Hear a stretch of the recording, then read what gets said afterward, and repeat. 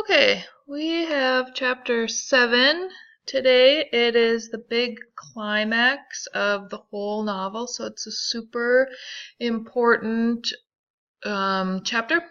So make sure you have your book with you today. We're going to read out of it and follow along. I hope you enjoyed this chapter. I know you learned yesterday about Gatsby's real past. And so I just want to, remind you again, or remind you and ask you, how much does Nick really know about Gatsby? And, how much has Gatsby really told him? What's the truth and what is a lie that Gatsby's made up? Okay? And how do you know? How do you know the difference between those two things? All right, so chapter 7, I like to call this chapter the melting point. I like to make up my own chapter names for this book because weather was such a huge deal in this chapter. Okay, so although it's not mentioned explicitly, Gatsby and Daisy are having an affair at this point. We can assume that they're spending every afternoon together, and so only really they're doing one thing in that afternoon, and it's not just playing cards. Gatsby, it starts out, the section or this chapter starts out saying that Gatsby had dismissed every servant in his house a week ago. The general opinion in the village was that the new people weren't servants at all. And Gatsby explains it. He says, I wanted somebody who wouldn't gossip. Daisy comes over quite often in the afternoons. So he doesn't want the maids to, gossip to each other about what's happening in the house. I always find it funny, though, that he dismisses it. Because he says that he replaces them with people that are shady. Right? Like, people think they work for Wolfsheim. They're Wolfsheim's people. And it's like, I always think, what does that make any sense? Of all the people that would be turned off by Wolfsheim and his associates, it would have to be Daisy. Like, why would he risk putting Daisy in contact with these people? And when we go back to how much of what Gatsby says is the truth and how much of it is a lie, I always question this statement, and I think, what can we really believe about Gatsby? Because he's never told us the truth, really. He's lied about everything. So why would he tell us the truth here? Now, I'm not saying he isn't telling us the truth. For we know a couple of things are true. Number one, he fired his servants. And number two, he has Wolfsheim's people at his house. But I think it's okay to question the reasons why those are happening. Okay, we kind of talked about that question. And then we have our big symbol of the chapter, which is the weather again. We saw that in chapter 5. And we are told a million times throughout this chapter how hot it is. It's hot. Some weather. Hot, hot, hot. Is it hot enough for you? Is it hot? Is it hot? Then we talked a little bit about, in chapter 5, what weather can do and what heat can specifically do. I always try to think of this sort of description of, what does it feel like in the middle of August when there's just heat pressing down on you, and you walk outside and it feels like you're just walking around in somebody's mouth. It's so disgusting. How does that affect your mood? Think about that for a moment. Maybe even tell your desk mate, how does hot, uncomfortable heat and weather affect your mood?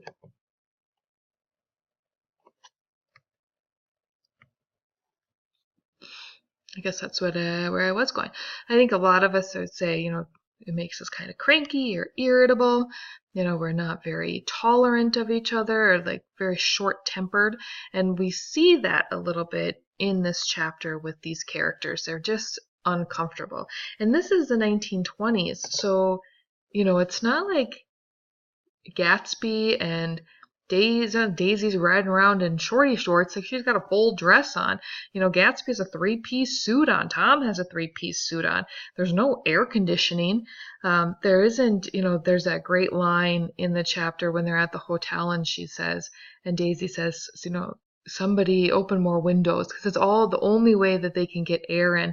And somebody says to her, there aren't any more windows to open. So she says, telephone for an axe, because she wants to like break open the wall. She's suffocating so much in this chapter. And we need to take that idea of what the heat does to you physically and then apply it to how they're feeling emotionally. And Daisy does feel suffocated in this chapter. She really does. But they start in the most interesting place. They start at Tom's house, and Tom gets a phone call. And of course, everybody thinks this phone call is Myrtle calling him. That's what it was in chapter 1. So we're here now. And we're almost in the same situation we were in chapter 1. They're sort of at a lunch. It was a dinner in chapter 1. And Tom gets a phone call from the presumed mistress. I'll tell you now, it's no secret. It really is Tom, not Tom, but Wilson on the line. Wilson's asking about a car. And, he's asking Tom for the car, right? So it's really not Myrtle on the line. But everybody in the other room thinks it is Myrtle. So of course Daisy is there. She's humiliated again. And while Tom's out doing that, what she does is, she does this thing. She says, the narration goes, as he left the room, that he is Tom. As he left the room, Daisy got up and went over to Gatsby and pulled his face down, kissing him on the mouth. So look at what option she has this time compared to what she had in chapter 1.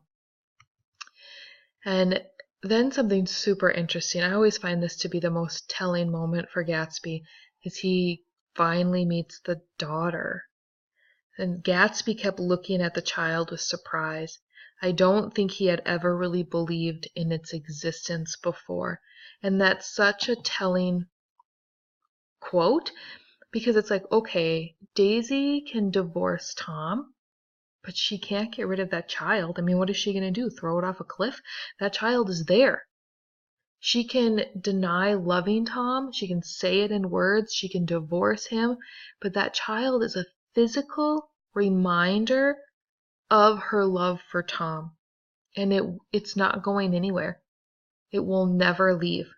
And I think Gatsby lives in denial of reality. And we see that in this really little way.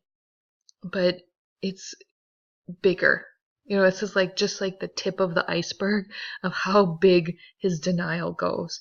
And he sees the child, and it's like he's been confronted with the reality of his situation right there. And he just stares at the child. He's been able to be in denial of the fact that she's married. That she's not the person that he has dreamt of. How could she be? Can anybody? And so now he's confronted with another piece of evidence that his dream of Daisy is not the reality of Daisy, her child. And he's just he's bewildered. He's dumbfounded to some degree.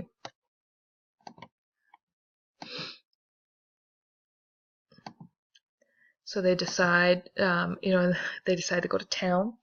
Daisy said, "Who wants to go to town?" demanded Daisy insistently, and Gatsby's eyes floated toward her.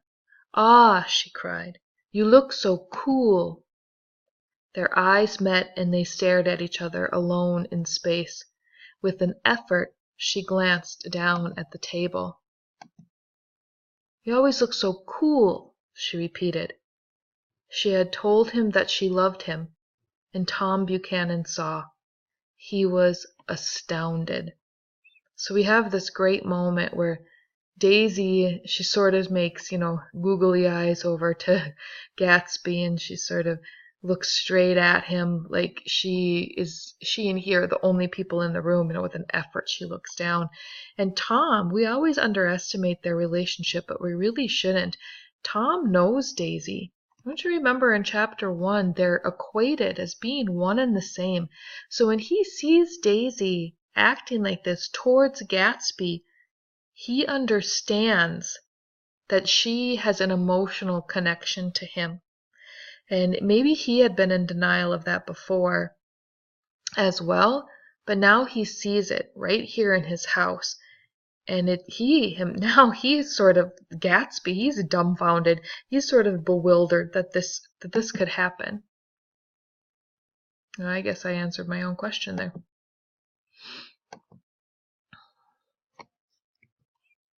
So we have another symbol. It's really the house, right? The house is always a symbol, and we have Daisy's voice coming up. So Gatsby turned to me rigidly, he says, because he wants to confront Tom. Like, he can see that Tom saw what happened. He's ready. He's at the pushing point, the boiling point. He's like, as far as it's going to go, he's ready to confront Tom. And he says, I can't say anything in his household sport. And Nick is like, she's got kind of an indiscreet voice, I remarked. It's full of, I hesitated. And Gatsby finishes it. He says, her voice is full of money, he said suddenly. That's a telling sign. And it's because it really reflects, if Daisy's voice is her, it's her superpower, it's what makes her her, and it's money, then what is it about Daisy that Gatsby really loves? That's a big question.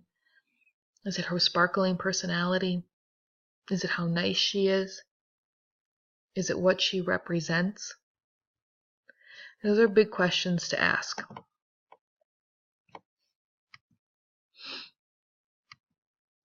They get in a car, and before they get in the car, we have to kind of talk about like what happens. This is a funny scene. If you ever get a chance to go back and take a look at it, we talked about Tom using his physicality to move and control people, and he wants to ride in the car with Daisy because obviously he wants to confront her about what he just saw. They're going to New York, but Daisy wants to ride in the car with Gatsby because she's still trying to carry on this sort of covert, I'm going to put that in quotes, covert love affair. And so Tom wants he takes her right by the arm, and he's going to usher her into his car. And she does this little twirl. She like twirls right around, right outside of his arm. So here he tries his superpower, right? If his power is physicality, he tries to physically control what she's doing, and she just ducks right underneath it. Have we ever seen a moment where Tom has not been able to be aggressive enough to get what he wants? This is a tiny little moment, but here Daisy just sort of slips through his fingers. And think about that both in a literal sense, she slipped right through his fingers right there, and in a figurative sense. He must be thinking that she's running to get into the car with Gatsby, that Daisy has slipped through his fingers, that he's missed something about her. It's important to note who's in which car. Gatsby and Daisy are in Tom's blue car, and then Jordan and Tom and Nick are in Gatsby's yellow car. That becomes important later. And it's like super on Tom's mind about what's happening here. And so we see him talk about it right away. And he gets in the car and he says, "Did you see that?" demanded Tom. And he looked at me keenly. This is Nick speaking now. He looked at me keenly, realizing that Jordan and I must have known all along. And then think about the role reversal. How humiliating must that be for Tom now, to know that everybody knew that Daisy was cheating on him with Gatsby, and he's the only one who really didn't.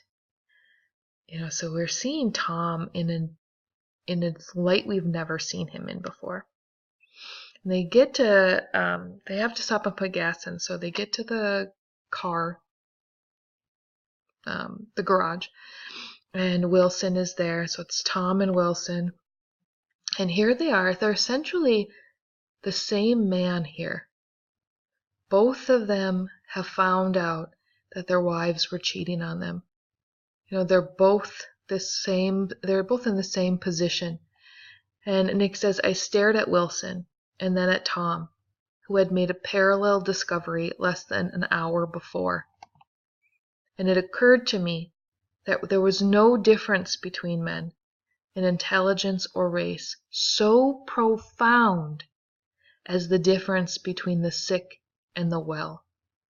And I know this is kind of a weird quote, but I want you to think about this last part, between the sick and the well. We have Wilson, who's the sick.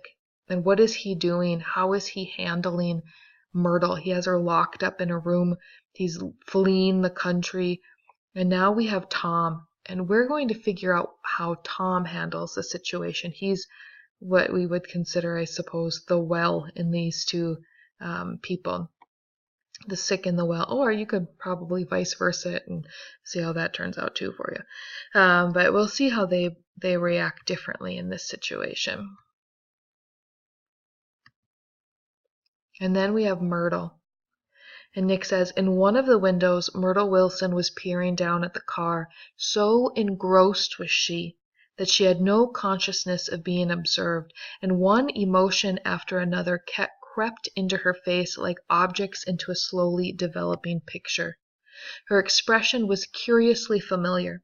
It was an expression I had often seen on women's faces, but on Myrtle Wilson's face, it seemed purposeless, and inexplicable, until I realized that her eyes, wide with jealous terror, were fixed not on Tom, but on Jordan Baker, whom she took to be his wife. And you have, sometimes in this book, like the physical location of where the characters are is like weirdly or oddly important. At the beginning of chapter 1, you have Gatsby across a bay trying to get to Daisy. He's like physically reaching out. And now you have Myrtle, and she's trapped up on the, on the second floor, like behind a window, and she's looking out to Tom, the person she wants to be with, and she sees Tom with Jordan, whom she takes to be his wife. And there is just nothing she can do about it. It's like the closest she will ever get to being Tom's wife. She'll always be trapped behind this window. She'll never be able to get out. She's just always watching what she wants sort of pass her by. So there's a lot of sort of like physical things that happen to characters in this novel, which is also like figurative too.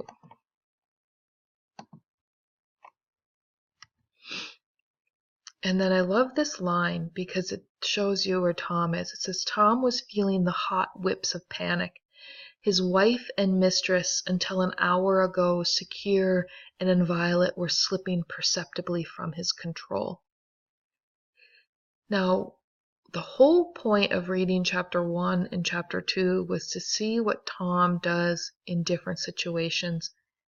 And now we have this great opportunity to see what, based on everything we know about Tom, what do we think he will do to try to regain control? Because his is all about control, right? We're slipping perceptibly from his control. In fact, it's not only about Tom's control. It's about Gatsby's control. Is he able to control his future and his life? And it's about Daisy's control, which we find out by the end of this chapter. This is not a romantic love story. This is about who has the most control. And right now, Tom has sort of lost the upper hand here. He's the person with the least amount of control. Maybe at the beginning of the novel, Tom sort of had the most control. He had his wife, he had his mistress, he had, wealth, he had respect to some degree. And now here he is, he's at the least control, really. So let's see what he does.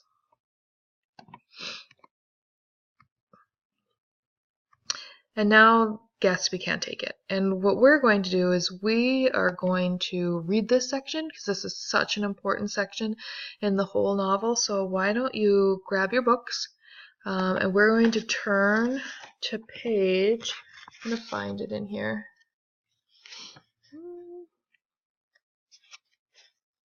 Let's go to page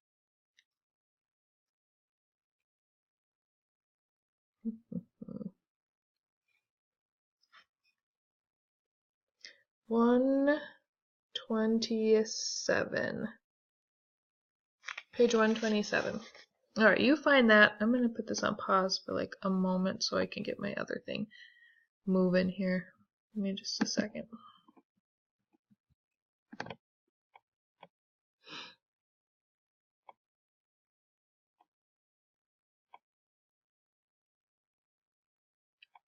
Okay.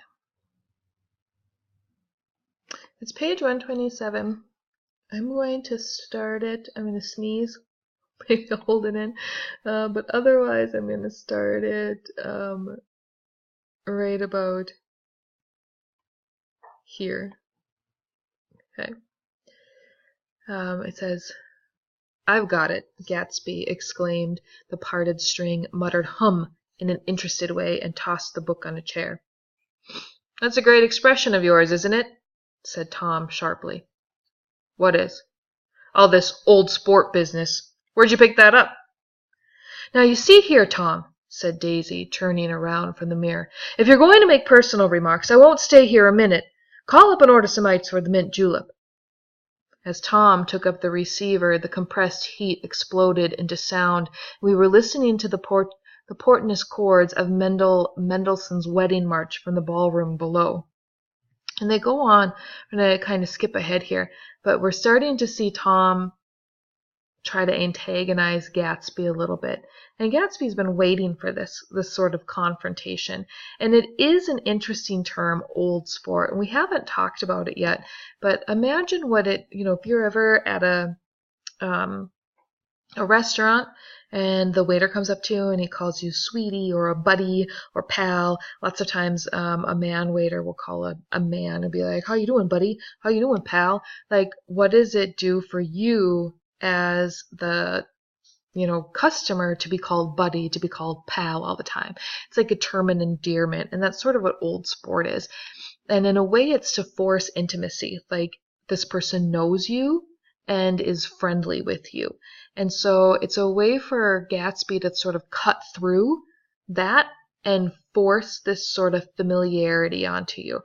And it works to some degree, just like it works a little bit for waiters to do that. That's why they do it. It's like in their handbook. Call them a nickname. It'll make them seem nicer. So that's why it's in there. But what's funny about this moment is that they hear this wedding that's happening outside, and the music starts playing up and into the window. And not Gatsby, but Daisy starts talking about her wedding. And if you were Gatsby, like, what is the last thing you want to hear about? It's probably Tom and Daisy's wedding. And so he's like getting more and more frustrated having to listen to the wedding of the woman that he loves and, her husband. That down a bit, if we go down, right about here, Gatsby's foot beat a short, restless tattoo.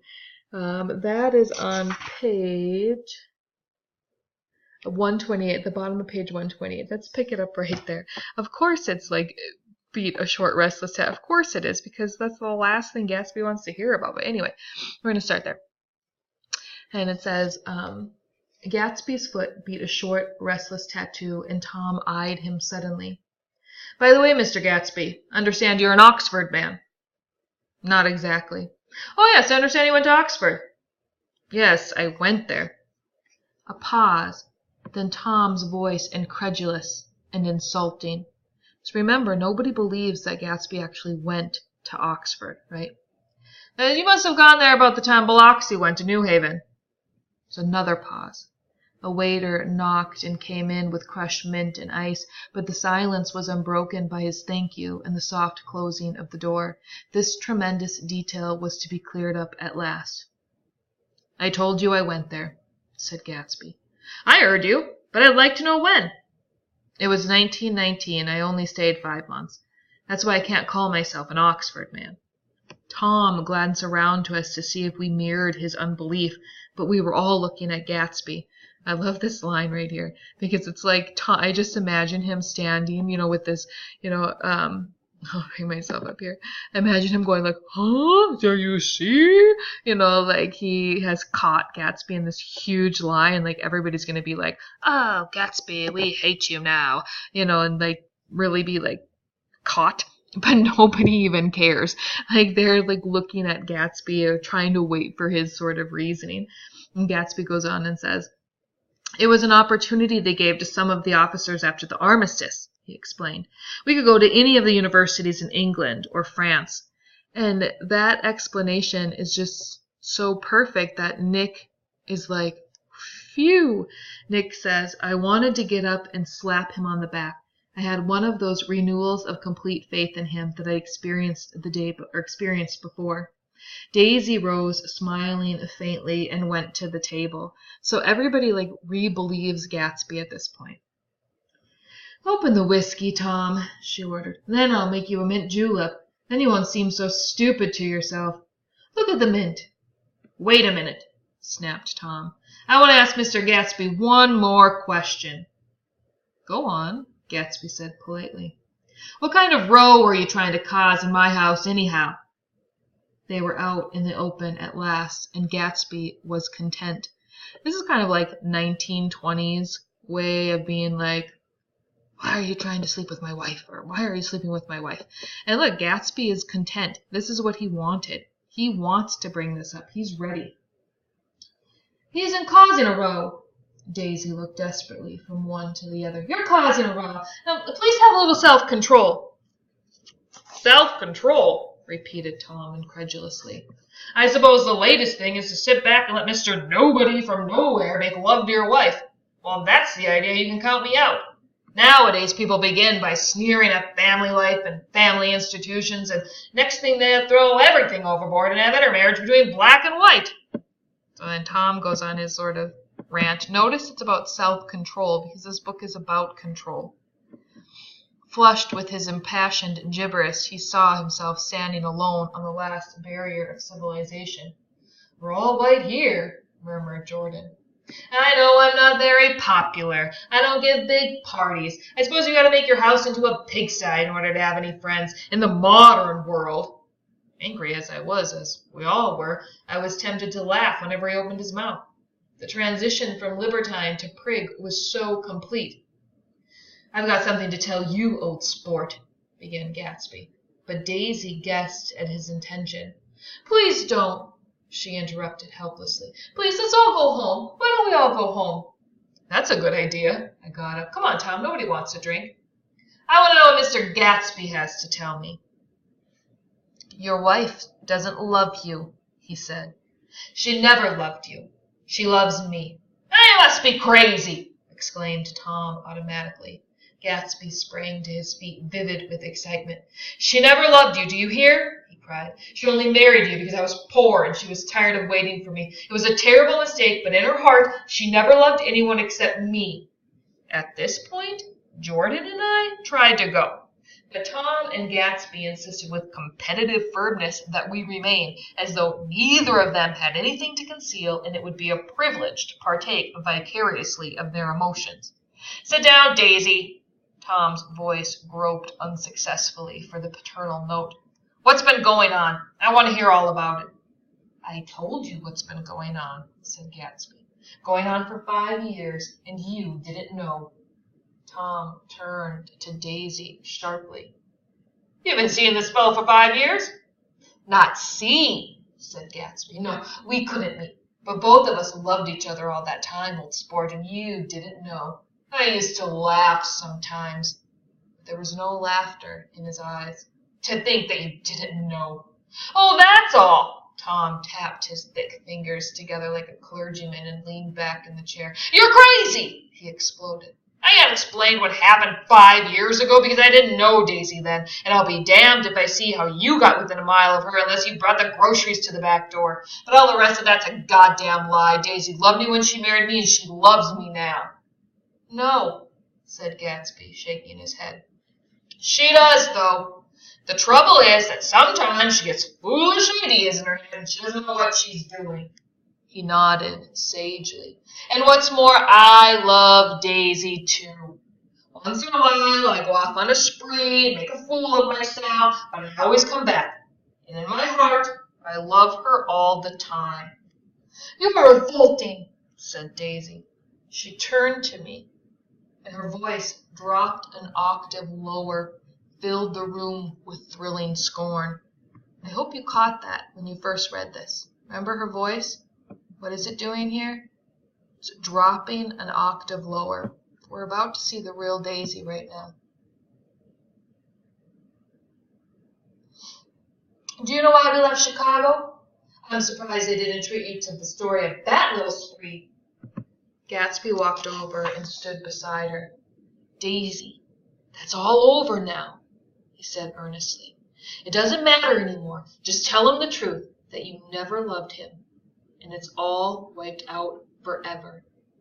She looked at him blindly. Why?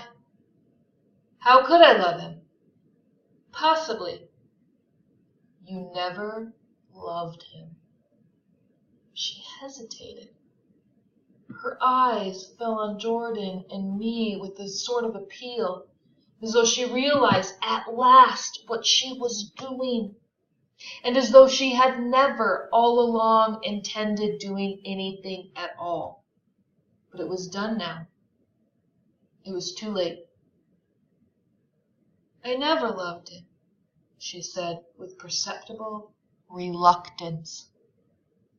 Oh, not a Capolani? Demanded Tom suddenly. No. From the ballroom beneath, muffled and suffocating chords were drifting up on hot waves of air. Not that day I carried you down from the punch bowl to keep your shoes dry? There was a husky tenderness in his tone. Daisy. Please don't. Her voice was cold, but the rancor was gone for her. She looked at Gatsby. There, Jay, she said. But her hand, as she tried to light a cigarette, was trembling. Suddenly, she threw the cigarette and the burning match on the carpet. Oh, you want too much, she cried to Gatsby. I love you now. Isn't that enough? I can't help what's past. She began to sob helplessly. I did love him once, but I loved you too. Gatsby's eyes opened and closed. You loved me too, he repeated. Even that's a lie, said Tom savagely. She didn't know you were alive. Why, there's things between Daisy and me that you'll never know. Things neither of us can forget. The words seemed to bite physically into Gatsby. I want to speak to Daisy alone, he insisted. She's all excited now. Even alone, I can't say I never loved Tom, she admitted in a pitiful voice. It wouldn't be true. Of course it wouldn't, agreed Tom. She turned to her husband. As if it mattered to you, she said. Of course it matters. I'm going to take better care of you from now on. You don't understand, said Gatsby with a touch of panic. You're not going to take care of her anymore. I'm not? Tom opened his eyes wide and laughed. He could afford to control himself now. Why is that? Daisy's leaving you. Nonsense. I am, though, she said with visible effort. She's not leaving me. Tom's words suddenly leaned down over Gatsby. Certainly not for a common swindler to have to steal the ring you put on her finger. I won't stand this, cried Daisy. Oh, please, let's get out. And it goes on from there, which we need to come back to, but I want to go back to the top of page 132 for a moment. And I want us to really sit down and look at this scene. And I'm going to come back up. You go up to 132. And where it says, she looked at him blindly. Okay? Let's see. Right here. She looked at him blindly. And she says this line. And she says, why, how could I love him possibly? Okay? Gatsby has just asked her, said, Daisy, tell Tom you've never loved him. And when I read this line, especially that she looked at him blindly, she's not answering Gatsby here. She's not looking him in the eyes. She's not. It's more like a question she's saying to herself. Like, how? Why? After everything Tom has ever done to me, why do I still love him? How could I possibly still love this man? For those of you who thought she loved Gatsby, you're wrong. She's only ever loved Tom. Reread these little sections for me. She says, why? How could I love him? Possibly. Gatsby says, you never loved him. She hesitated. Her eyes fell on Jordan and me with a sort of appeal, as though she realized at last what she was doing, and as though she had never, all along, intended doing anything at all. But it was done now. It was too late. She's always loved Tom. And when, what does she want from Tom? What would be the one thing you would want from Tom? If you love him, what do you want from him? She wants to hear that he loves her. Does she get that? Does she get that in this scene? Does he tell her that? Tell your desk mate.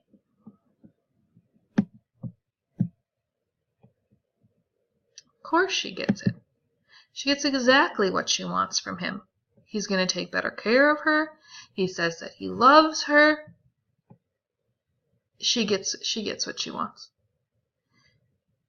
I want to take a moment and I want to sort of prove my point a bit about this love that she has. And I want us to rewind for a moment and think about in chapter 1 when she tells Nick about how, I've gotten terrible things about my daughter, beautiful little fool. It happens right after Tom gets a phone call from Myrtle. And we discussed back in chapter 1 that Daisy was pulling some emotion out of Nick, so Nick sides with her, sympathizes her. Daisy is not stupid. She's actually probably the smartest character that's in this novel, which is why she's a great character. If we even go back to chapter 6 at the dance, I'm going to put this on pause. I'm going to find it. I'm going to bring it up for you. Okay, hold on just one second. Okay, I'm in chapter 6, and I'm going to start a little bit right here. They're at Gatsby's party, and Tom has come back. And it says, Tom, right here, Tom appeared from his oblivion as we were sitting down to supper together. It says, do you mind if I eat with some people over here? He said. A fellow's getting off with some stuff. Go ahead, answered Daisy genially. And if you want to take down any addresses, here's my little gold pencil. She looked around after a moment and told me the girl was common but pretty. And I knew that except for half an hour she'd been alone with Gatsby, she wasn't having a good time. So Tom comes and he says that he doesn't want to eat with them because he wants to eat with some men who are funny. But is that really what it is that he's doing? It isn't. He's met a girl, right? And Daisy, who's feeling a little, she's kind of like Myrtle. Remember we talked about like characters are set. You have the same type of character, foil characters. Gatsby and Tom are sort of the two we're looking at. Daisy and Myrtle are, right? Myrtle in chapter 2, she like slowly gains this confidence while she's in Tom's world. Well, we're seeing Daisy now slowly gain confidence the more she has Gatsby around her. And the more she sort of sucks Gatsby in. So she knows she's with Gatsby and she kind of hides out and talks to Gatsby. And so she sees Tom ditch her at a party. I mean, what kind of, you're literally ditching your wife to go have a date with a girl, at the same party? That takes some confidence. And instead of, just ignoring it, she kind of gets a little snarky with him. And she says sarcastically, go ahead. And if you want to take down any addresses, here's my little gold pencil. Notice the color of the pencil. She looked around after a moment and told me that the girl was common but pretty. And after that, she goes off with Gatsby. I'm going to fast forward to chapter 7. Okay, hold on a moment. So this is sort of the beginning of chapter 7, right when they're at the dinner party. And Tom leaves to go answer the phone, right? Simultaneously, I heard his voice, muffled, husky at the hall telephone. That's Tom at the hall telephone. Gatsby stood in the center of the crimson carpet and gazed around with fascinated eyes. Daisy watched him and laughed her sweet, exciting laugh. A tiny gust of powder rose from her bosom into the air. "The rumor is," whispered Jordan, "that's Tom's girl on the telephone."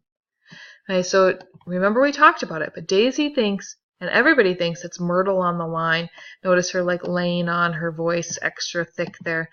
And, Tom goes through this little yelling thing where he's on the phone and they can just hear Tom's side of the conversation. And Tom says, "Very well, then I won't sell you the car at all. I'm under no obligations to you at all. And as for you bothering me about it at lunchtime, I won't stand at all." And Daisy says, she makes a joke, she says, holding down the receiver.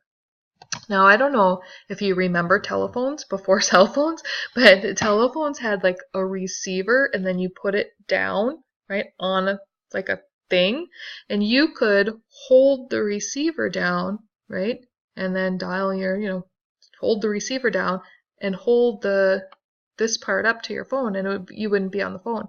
And so Daisy thinks that he's faking, that he's like, blah, blah, blah, blah, blah, but he has his finger holding down the receiver, so basically there's no phone call happening. She thinks he's faking it. So what does she do immediately after Tom gets a phone call from Myrtle, which really we know was Wilson? As soon as that happens, right? As soon as that happens, she goes over and kisses Gatsby. Kisses him right on the mouth. I have to believe that there's not a coincidence in the timing of these things. She loves Tom. And this whole Gatsby affair she's having is to get Tom's attention. It really is. The evidence is there. Okay, I'm going to go back to where we left off. I'll be back in a moment. Okay, so we're back on page 133, and we're just going to read a tiny bit more towards the end of this page here. Right here, Daisy's leaving, that's Gatsby. And Tom, "Nonsense!" And then we have, remember, a visible effort because she doesn't really want to leave Tom. She goes, "I am, though," she said with a visible effort. "She's not leaving me." Tom's words suddenly leaned down over Gatsby. "Certainly not for a common swindler to have to steal the ring to put on her finger." "I won't stand for this," cried Daisy. "Oh, please let's get out." "Who are you, anyhow?" broke out Tom. "You're one of that bunch that hangs around with Meyer Wolfsheim. That much I happen to know. I have made a little investigation into your affairs, and I'll carry it further tomorrow." "You can suit yourself about that, old sport," said Gatsby steadily. "I found out what your drug stores were." He turned to us and spoke rapidly. "He and this Wolfsheim bought up a lot of side street drug stores here in Chicago and sold grain alcohol over the counter. That's one of his little stunts. I picked him for a bootlegger the first time I saw him, and I wasn't far off." "What about it?" said Gatsby politely. "I guess your friend Walter Chase wasn't too proud to come in on it. And you left him in a lurch, didn't you? You let him go to jail for a month in New Jersey. God, you ought to hear Walter on the subject of you." "He came to us dead broke. He was very glad to pick up some money, old sport." "Don't you call me old sport," cried Tom. Gatsby said nothing. "Walter could have you up on the betting laws, too, but Wolfsheim scared him into shutting his mouth." That familiar, yet recognizable look was back again in Gatsby's face. "That drugstore business was just small change," continued Tom slowly. "We've got something on now that Walter's afraid to tell me." I glanced at Daisy, who was staring terrified between Gatsby and her husband, and at Jordan, who had begun to balance an invisible but absorbing object on the tip of her chin. Then I turned back to Gatsby and was startled at his expression. He looked, and this is said in all contempt for the blackbird slander of his garden, as if he had killed a man. For a moment The set of his face could be described in just that fantastic way. It passed, and he began to talk excitedly to Daisy, denying everything, defending his name against accusations that had not been made, but with every word she was drawing farther and farther into herself. So he gave that up, and only, this is pivotal, the dead dream fought on. As the afternoon slipped away, trying to touch what was no longer tangible, struggling unhappily, undespairingly, toward the lost voice across the room. The voice begged again to go. "Please, Tom! I can't stand this any more!" Her frightened eyes told that whatever intentions, whatever courage she had had, were definitely gone. "You two start on home, Daisy," said Tom, "in Mr. Gatsby's car." She looked at Tom, alarmed now. But he insisted with magnanimous scorn. "Go on. He won't annoy you. I think he realizes that this presumptuous little flirtation is over." They were gone, without a word, snapped out, made accidental, isolated like ghosts, even from our pity. And it ends on Tom, who regains all control and lets Gatsby and Daisy go. Why is it like that? That's funny. I think I added a box there. Okay. So I'm just going to go through this quickly. It's, it's crazy when you realize just how manipulative Tom and Daisy are. And of course, who gets hurt? Like, this is kind of, we're seeing all of these duplicate storylines play out. Here we're watching Tom again get sort of challenged by the woman in his life. He's challenged by Daisy. And who get, like in chapter 2 when he's challenged by Myrtle, where at the end of chapter 2, Myrtle is the one that gets hurt, like she gets hit in the face. And at the end here, she gets hurt again. Like she's the only one who's like getting the consequences of what's happening. She wants to leave. She's locked up in that thing, and she says, "Beat me! Throw me down and beat me, you dirty little coward!" And she sees the car, she sees the gold car, which she thought is Tom, because that's who Tom was. That's the car Tom was in on the way to New York. So she thinks Tom is there, and she says, she runs out, and a moment later she rushed into the dusk, waving her hands and shouting. And of course we know what happens. She, gets hit. She dies. And then, the hunt is on. The bystanders say, "Well, she ran out there, and the one coming from New York knocked right into her." Somebody else says, "It was a big yellow car, new." And somebody else says, "And this woman rushed out just as we were passing a car coming the other way. It seemed to be that she wanted to speak to us, thought we were somebody she knew." So it should give us sort of the idea that she thought it was Tom that she was running out to. What color is the car now? It's yellow. It's not cream anymore.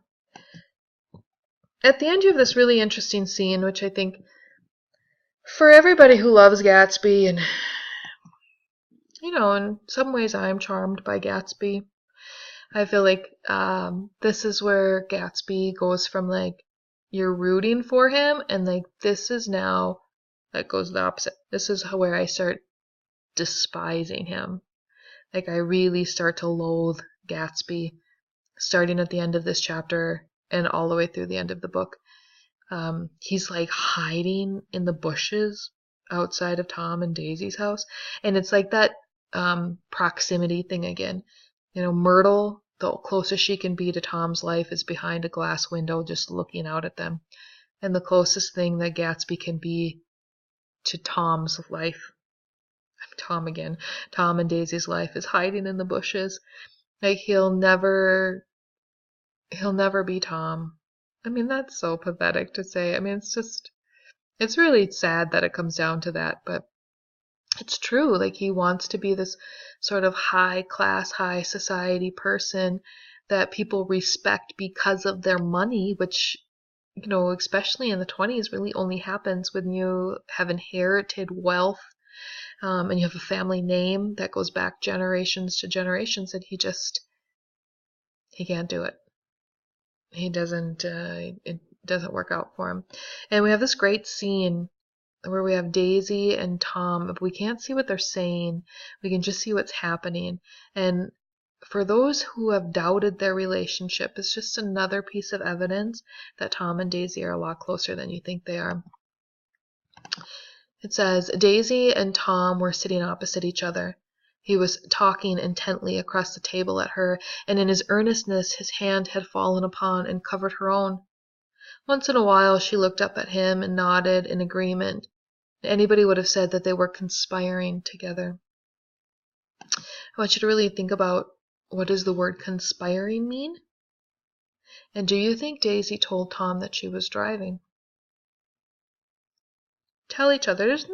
We don't ever find out in the text. Take a guess. Tell your desk mate. Do you think Daisy tells Tom?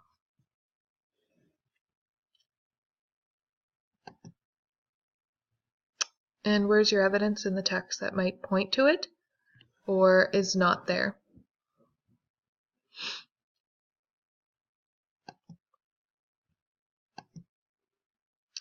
So I want you to think about when you learned about Gatsby's past.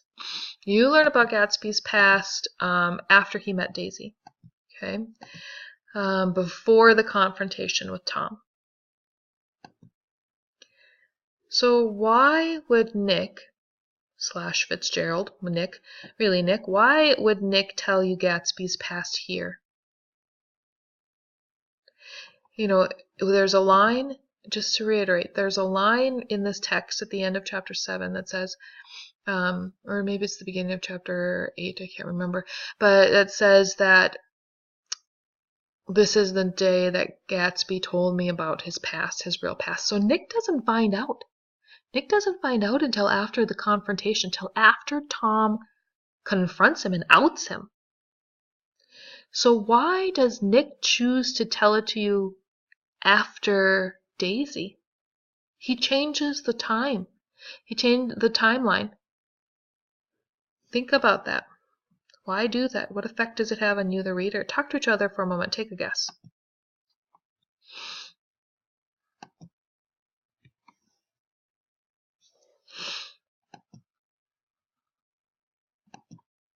No, I don't have one zoom out one. All right, well, that's it.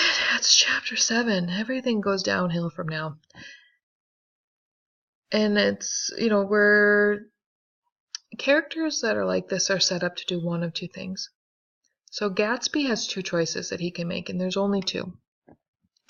He will accept the fact that his dream is not reality, that his reality is not what he thought it was, right? And he will adapt to that. And that'll be fine. Or he will not be able to accept reality, and that reality will kill him. No in between. He will either be successful or he will die. Will he be able to see it? That's the real question. When you read chapters 8 and 8 and 9, that's what you're reading. You're either reading his success or his failures. Okay? Kind of a depressing chapter, but happy reading.